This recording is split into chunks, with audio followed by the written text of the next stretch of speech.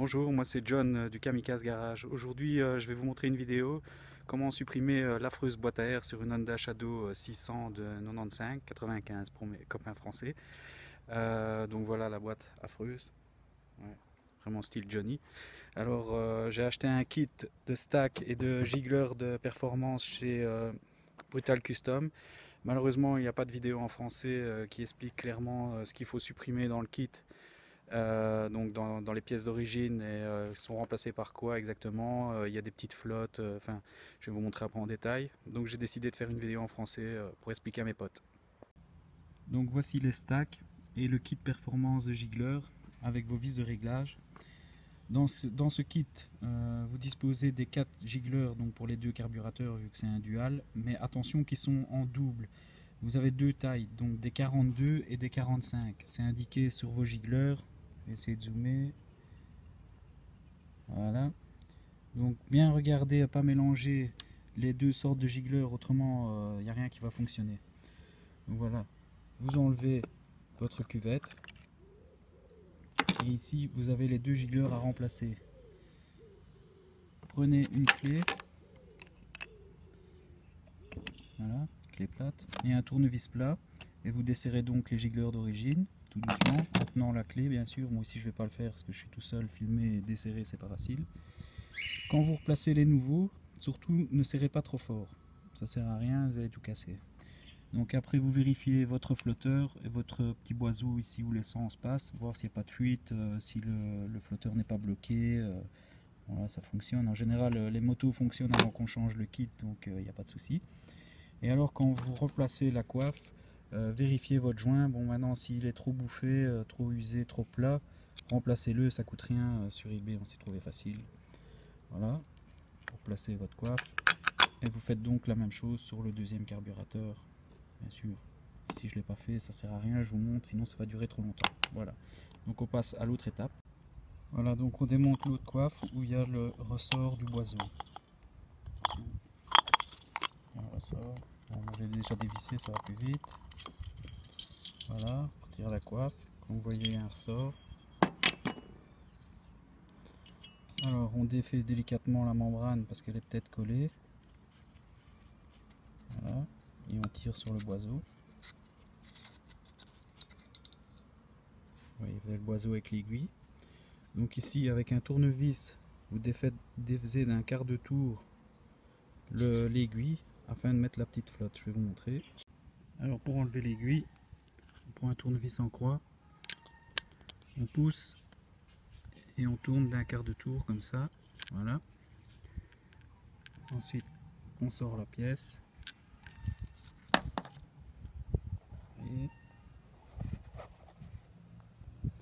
Et alors, on pousse sur l'aiguille à l'intérieur.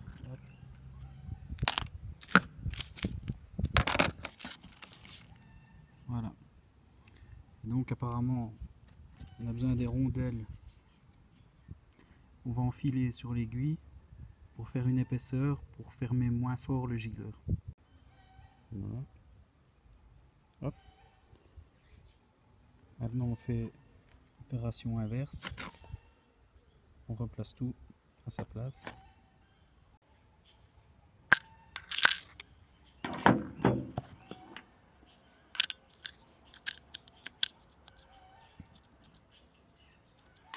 Voilà. On vérifie bien. Et alors surtout quand on la replace dans le carburateur, bien centré. On peut oublier qu'il y a un sens à la membrane. Voilà. Quand on replace la coiffe, surtout ne pas pincer la membrane. Vérifie bien qu'il n'y a pas de fuite. Voilà. Ne pas oublier le ressort non plus. Sur la coiffe il y a un sens, c'est pareil, vous voyez ici.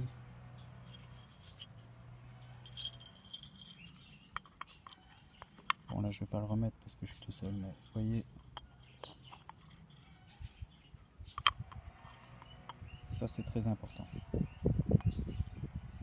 Voilà. On fait la même chose pour les deux, bien sûr. Alors voilà, je vous passe l'étape, j'ai remis les carburateurs à leur place. Surtout bien faire attention aux joints, ne les déchire pas. Et bien sûr les stacks se mettent en dernier parce que si vous les mettez avant, vous ne savez plus passer vos carburateurs vu le manque de place. Il se sert avec 3 petites vis à la base. Vous voyez ici.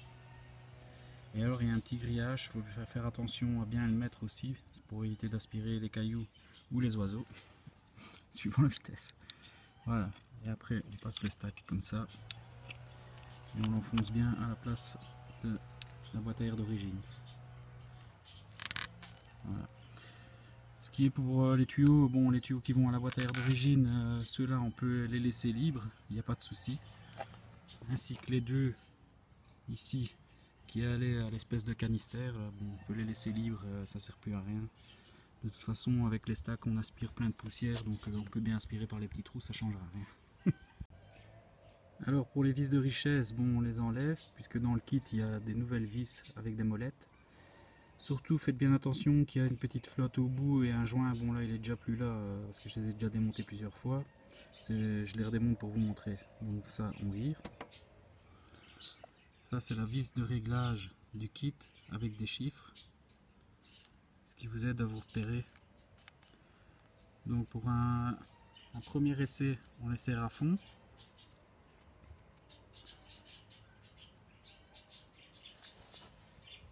Délicatement, ça sert à rien de serrer trop fort, c'est fragile. Voilà. Et alors avec le chiffre, vous savez vous repérer. Vous redesserrez d'un quart de tour. Bon là je vais faire un demi-tour, comme ça sera plus simple. Donc de 2 on passe au chiffre qui est en face de lui à 4. Voilà. Et après ben, suivant le feeling vous ajustez. Enfin moi je fais comme ça en tout cas. Alors on fait l'autre côté aussi bien sûr.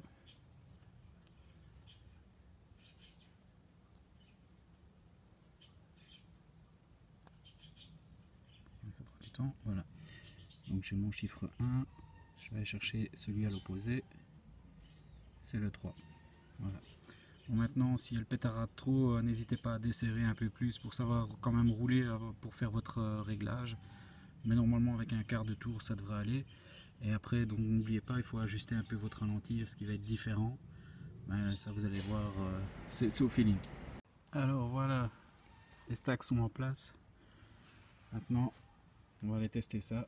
Je vais essayer de vous faire une vidéo en roulant, mais bon, ça va pas être évident.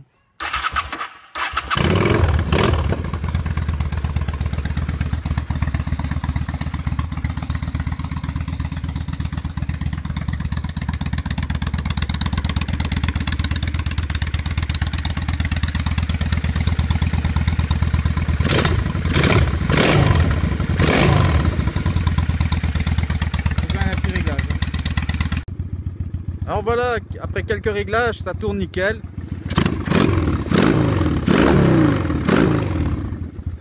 Je vais essayer de faire une petite vidéo en roulant, mais bon, c'est pas évident, hein.